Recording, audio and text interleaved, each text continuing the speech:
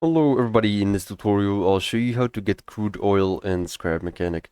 It is going to be especially useful if you want to make some springs, some suspension systems, or craft some gasoline.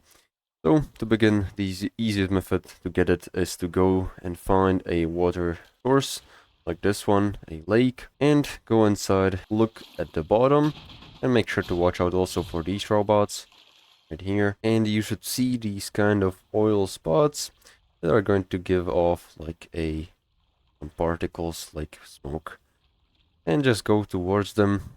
And when you're close enough, you can go ahead and pick it up.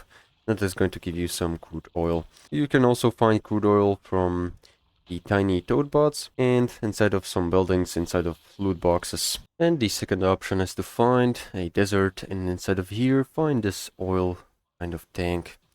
Also, you'll need to have a pump on your vehicle with a chest and connect it to a switch so you can activate it like this, and make sure the arrow is pointing towards the chest and just position it towards the oil.